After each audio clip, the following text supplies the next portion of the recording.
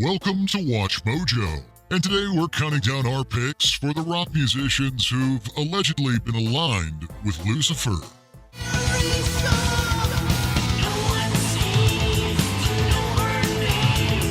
Number 10. Salim and Florida Lamucci, The Devil's Blood.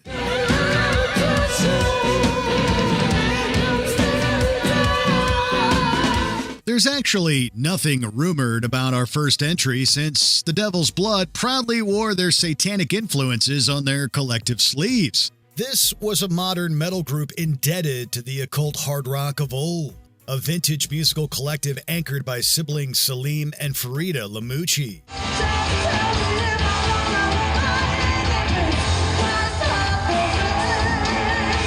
The former served as the group's primary songwriter and told outlets such as The Obelisk and MetalRage.com about how Satan was the driving force behind all my creative power. Indeed, the person scripting this video also interviewed Salim Lamucci prior to the musician's tragic death in 2014 and can speak firsthand of the veracity of these claims. The Devil's Blood was very much in league with Satan.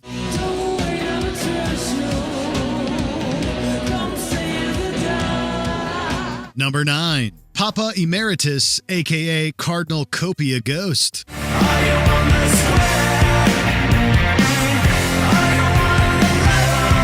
They say that the devil has all the best tunes, which could go a long way in the explaining of the meteoric success of Ghost. This Swedish group has achieved a startling amount of mainstream success, thanks in part to the music's arena-friendly hooks as well as the memorable vocal harmonies from Papa Emeritus.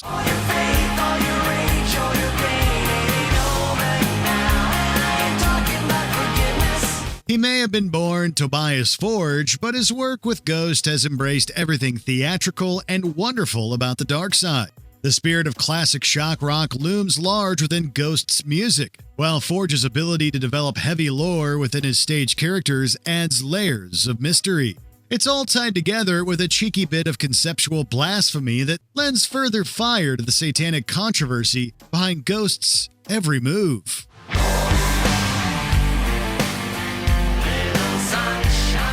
Number 8. Alexandra and Zachary James, Twin Temple.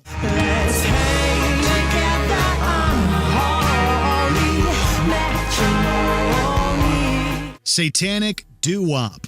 3 words that may not instinctively sound like they work to describe a musical style, yet that would be missing the point behind Twin Temple, a group helmed by Alexandra and Zachary James. This married couple proudly wear their satanic influences both on stage and in their everyday lives.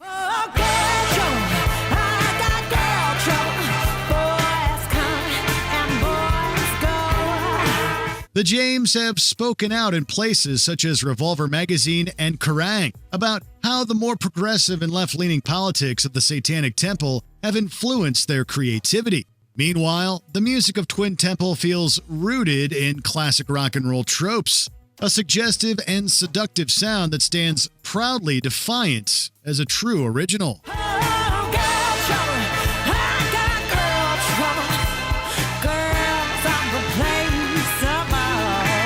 Number 7. Watain.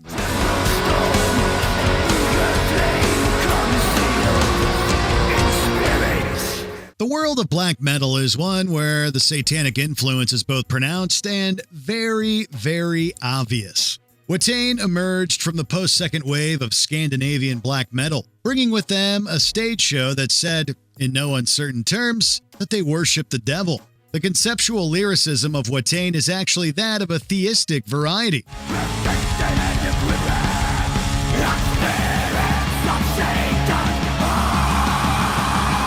In other words, the live rituals of Watain worship Satan as an actual living entity. These performances earned the group controversy for utilizing actual animal remains, as well as blood that often finds its way into the audience. There's nothing quite like a Watain ritual, particularly when the group's access to, let's say, materials is unrestricted.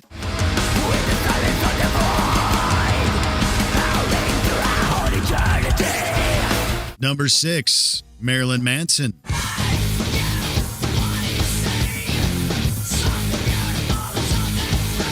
It's difficult to describe for those who weren't there at the onset of the 90s just how much fear and trepidation Marilyn Manson instilled in parental figures. This was perhaps the most dangerous artist in the world, at the height of his notoriety and infamy for truly not giving a toss. Anything can be misinterpreted. People can look at Christ on a cross and think, this is an image of murder, this is violent, this has sexual imagery in it. And I think it's my job as an artist to be out there pushing people's buttons and making them question everything. Manson's desire to poke political bears and slaughter sacred cows was underlined by his association with Anton LaVey's Church of Satan. This position may have been an honorary one, but Manson's lyricism has also consistently referenced occultists such as LaVey and particularly Aleister Crowley. Who had a mind to disagree? Number 5. Dave Mustaine, Megadeth. My mom was a Jehovah's Witness. I was brought up as a witness, and I revolted into the witchcraft because I hated going out and knocking on people's doors. Youth can often serve as a period of rebellion for us. It's this spirit of defiance that has been closely associated with Lucifer's biblical fall from heaven. The early years of Megadeth were notable for their intensity, with songs such as The Conjuring invoking imagery of spells and black magic. Don't summon the devil. Don't call the priest. Dave Mustaine told Total Guitar about how his current Christian views impacted his decision to quit performing The Conjuring at concerts. The songwriter admitted to practicing black magic in his youth, actions for which the adult Mustaine has expressed regrets. There's a new way.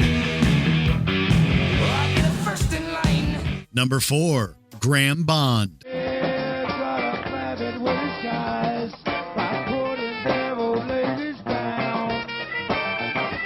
The occult teachings of Aleister Crowley have influenced a number of classic rock musicians, including the influential Graham Bond.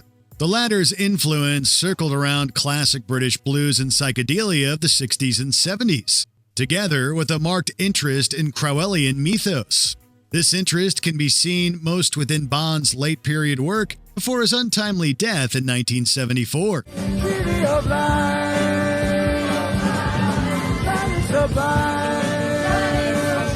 Albums such as Holy Magic and Love is the Law take obvious influence from Crowley's writings, while Bond's circle of influence stretched to major classic rock players such as Deep Purple and Ginger Baker.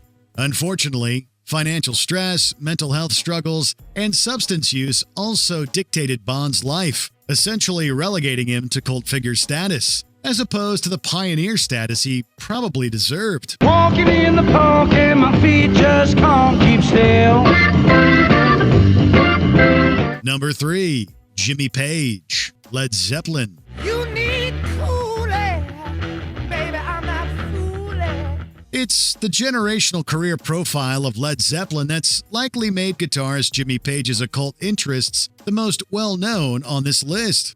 Page's admiration and interest in Aleister Crowley was such that the Led Zepp man even lived in the same house.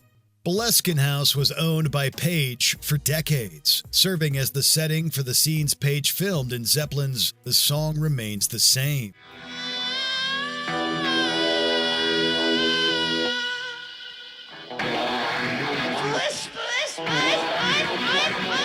The band's album artwork has notably contained arcane symbols of magic, including the iconic Zoso. Page also collected and curated occult literature in a shop known as the Equinox, and composed soundtrack music for the atmospheric cult film from 1972 titled Lucifer Rising, although this rejected score wasn't officially released until 2012.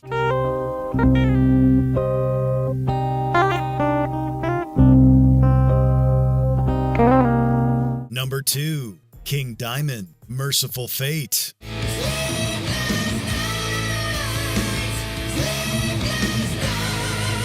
He's one of the godfathers of occult heavy metal, possessing a voice that's often imitated but never duplicated. King Diamond's work has shined bright as the morning star with both Merciful Fate and his solo career, influencing legions in his wake. Yeah,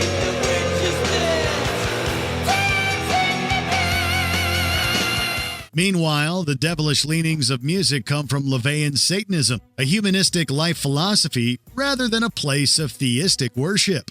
Still, this hasn't stopped King Diamond from delivering some of the most iconic conceptual statements from heavy metal's golden years. Meanwhile, his relationship with the Church of Satan arguably helped bring more eyes and ears ever to Anton LaVey's written works, such as the Satanic Bible.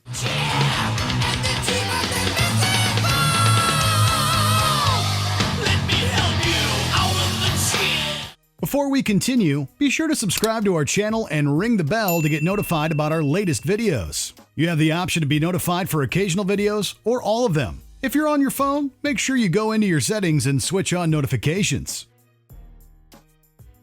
Number 1. Jinx Dawson, Coven.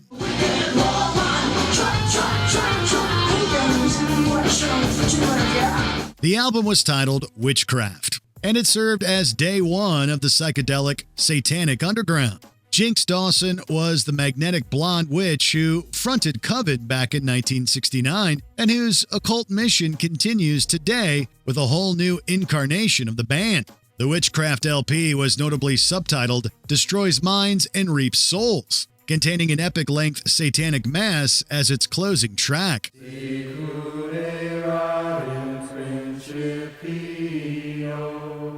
It was a case of diabolical kismet, since Coven quickly became connected with a rising interest in the occult, specifically in California and cults such as the Manson family.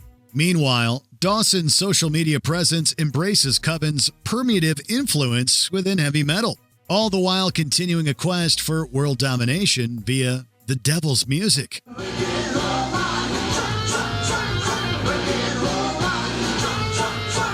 For a full list of honorable mentions, just play this video backwards. Come to the Sabbath, come to the Sabbath, Satan's there. Did you enjoy this video? Check out these other clips from WatchMojo, and be sure to subscribe and ring the bell to be notified about our latest videos.